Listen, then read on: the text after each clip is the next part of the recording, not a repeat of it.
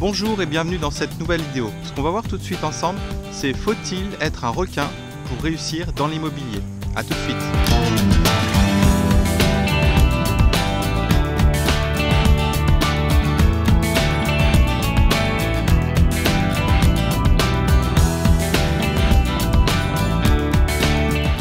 Alors bienvenue ici dans ce paysage qui est relativement frais. Aujourd'hui il fait 6 degrés, comme vous le voyez ici, c'est l'Othion. Alors je voulais aborder avec vous aujourd'hui un point assez important, c'est finalement faut-il être un requin pour réussir dans l'immobilier? Pourquoi je vous dis ça? Tout simplement parce qu'on voit fleurir sur internet, dans les blogs, en formation, tout un tas de personnes, tout un tas de discours qui consistent à dire voilà, il faut négocier les frais de notaire, il faut négocier le vendeur, vraiment négocier très fort, etc. Et à chaque fois, à chaque étape de la négociation ou chaque étape finalement du projet, de votre projet, on voit qu'il faut en permanence négocier, tordre le bras au vendeur, tordre le bras au notaire, tordre le bras à l'agent immobilier. Alors je voulais faire un petit point là-dessus parce que finalement c'est pas du tout l'état d'esprit dans lequel je suis quand j'investis. La façon de voir les choses peut être très différente. Je dirais à court terme, on fait un projet, ok, on va pouvoir négocier les frais de notaire, on va pouvoir négocier les frais d'agence, les frais de chasse aussi, de recherche. Et finalement, on va faire un gain qui est non négligeable. Alors pour le notaire, les frais de notaire, c'est vrai que souvent de fois, on dit que les frais de notaire sont négociables. Évidemment, la partie qui est des émoluments du notaire, donc la rémunération du notaire. Oui, c'est négociable. Mais il faut faire attention parce que si vous faites beaucoup plus de projets, c'est-à-dire 1 ou 2 ou 3 projets, finalement vous verrez que votre notaire c'est votre meilleur partenaire. Donc est-ce que c'est raisonnable de lui demander à chaque fois 200, 300, 500 euros de ristourne, voire plus? Je dirais pourquoi pas. C'est une question de discussion, ça c'est un point qui reste encore à débat. Alors ça marche très bien si vous faites du one shot, vous faites un projet dans votre vie, il n'y a pas de souci, tout se passe bien. Maintenant, si vous souhaitez investir de manière durable dans votre secteur, sans vraiment trop bouger, donc c'est-à-dire avec les mêmes personnes, il va falloir faire un peu les choses différemment. Si vous investissez par exemple dans un immeuble et que vous commencez à négocier les frais d'agence au rabais, c'est-à-dire une grosse négociation en disant voilà, moi je prends mais seulement si c'est 12 000 au lieu de 15 000, vous risquez finalement de frustrer un petit peu l'agent immobilier parce que lui il vous a trouvé quelque chose de sympa. Vous avez négocié au niveau du vendeur, ça on en parlera tout à l'heure, mais là finalement lui il voit que tout de suite ses honoraires baissent de manière drastique. Donc qu'est-ce qui va se passer? C'est que finalement l'agent immobilier ne va pas avoir un super bon souvenir de vous. Deuxième élément, vous allez par exemple passer par un chasseur immobilier, donc quelqu'un qui va passer du temps, comme moi je le fais actuellement sur la région, mais il va passer beaucoup de temps à visiter tout un tas de projets et dès que finalement vous allez être en contact avec cette personne et que le chasseur va vous trouver un bien, c'est pas le moment de commencer à dire voilà moi je vais négocier parce que finalement c'est un peu cher, vous n'avez pas passé beaucoup de temps, etc. Pareil, le chasseur lui va tout simplement passer son chemin, proposer le bien à d'autres personnes et s'il a un excellent bien magnifique, etc., il va plutôt le proposer à quelqu'un qui va avoir des moyens, en tout cas qui va moins négocier ses honoraires, ça c'est évident. Donc pour avoir des relations sur le long terme, c'est vraiment l'idéal de bien avoir ça en tête. On peut négocier, pas de souci, je dirais tout est négociable. Par contre, il faut le faire d'une manière raisonnable et surtout que tout le monde soit gagnant-gagnant. Maintenant, si on passe sur la partie vendeur, le vendeur lui va évidemment avoir un intérêt à vendre, mais pas à n'importe quel prix. Vous allez acheter, mais pareil, pas à n'importe quel prix. Donc en fait, l'équilibre il va se trouver entre les deux. Et il faut que chacun gagne. Si vous arrivez à tordre le bras du vendeur parce que finalement c'est quelque chose c'est un projet qui vous intéresse, mais vous avez plus envie de réduire les frais, enfin en tout cas le prix de vente, pourquoi pas? Le problème c'est que c'est pas forcément une très bonne attitude et vous serez perçu à ce moment-là comme un requin. Donc oui, il faut négocier. Oui, il faut proposer des prix raisonnables, il faut que chacun sorte gagnant.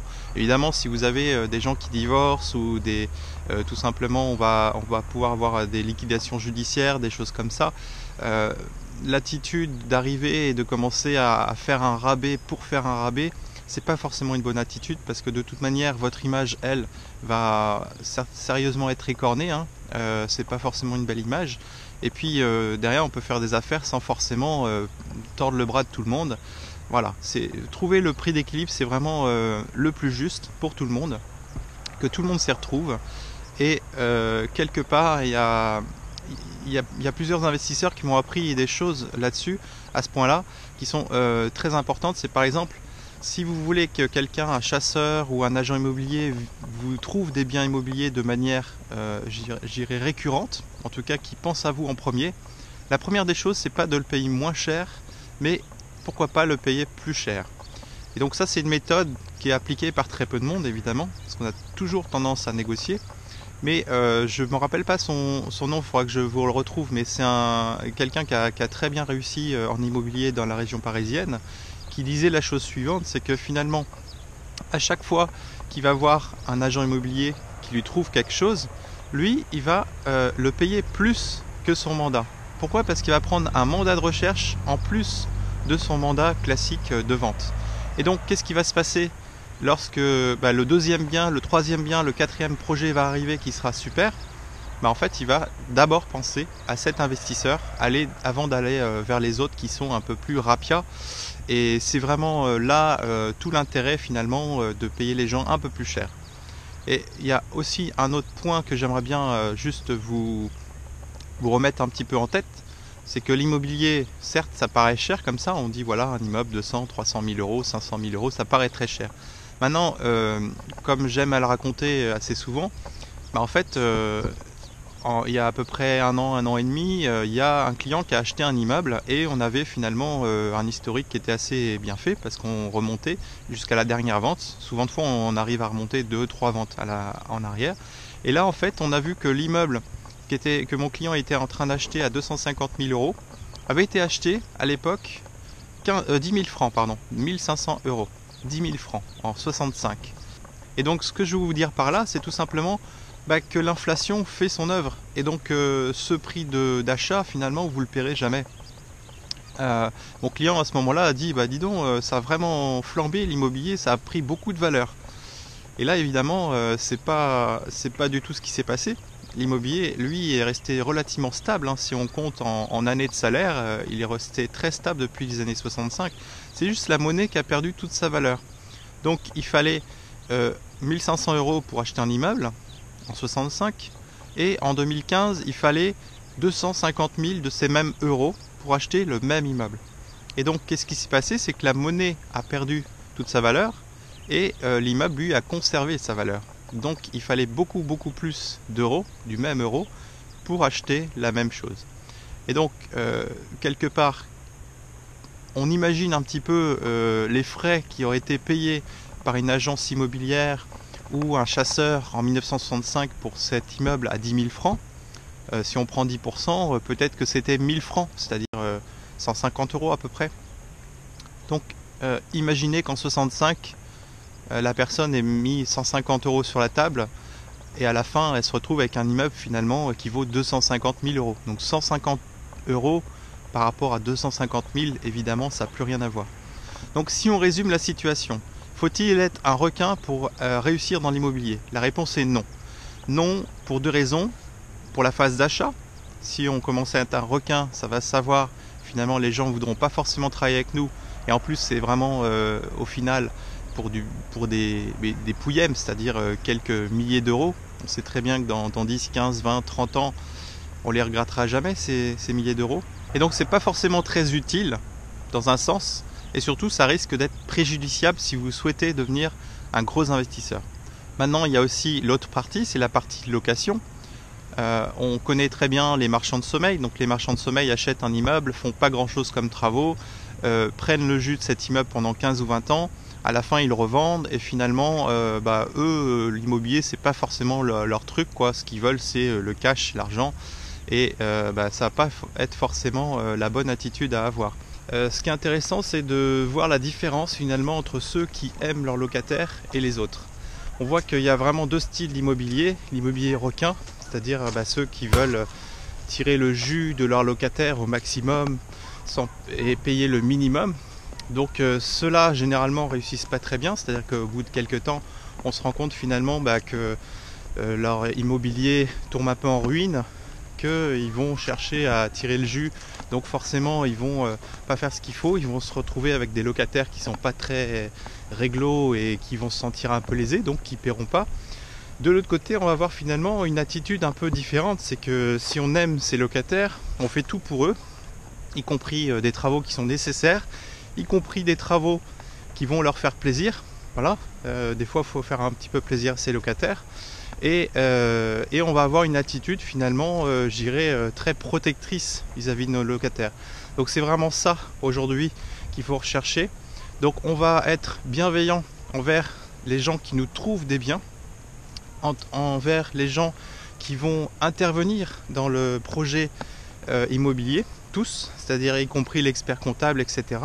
Arrêtez de finalement commencer à négocier tout et n'importe quoi, à commencer par le notaire. Voilà, on va négocier 200 ou 500 euros par-ci, par-là. Si on fait du volume, pourquoi pas. Si maintenant on fait un ou deux projets, je vois pas trop l'idée, quoi. Et surtout, si on n'a pas les moyens d'aller dans l'immobilier, on arrête. Parce que c'est ça aussi, c'est que si on commence à tirer un peu sur le fil, c'est qu'on est à 500 euros près. Et donc si on est à 500 euros près, finalement, c'est pas du tout une bonne idée d'aller dans l'immobilier. Et voilà, et quelque part, il faut pouvoir mettre en route une machine. Le plus dur, c'est le départ. Mais il faut quand même prendre des bonnes habitudes. Et les bonnes habitudes, c'est de rétribuer confortablement les gens qui nous aident à devenir plus riches quelque part, mais aussi les gens qui nous aident à apprendre. Et après, pareil, au niveau des locataires, c'est les locataires qui payent l'essentiel des loyers, l'essentiel de l'immobilier qu'on possède. Donc c'est pareil, il ne faut pas les prendre pour des chiens et surtout voilà, faire qu'ils soient le mieux possible dans l'environnement qu'on leur propose. Voilà, donc c'était un petit point, je trouvais ça important de le dire, je l'ai jamais dit. Donc oui, dans l'immobilier, il y a énormément de requins, que ce soit les investisseurs, que ce soit les agents immobiliers, pourquoi pas les chasseurs aussi. Maintenant, il n'y a pas besoin de devenir un requin pour pouvoir réussir dans l'immobilier.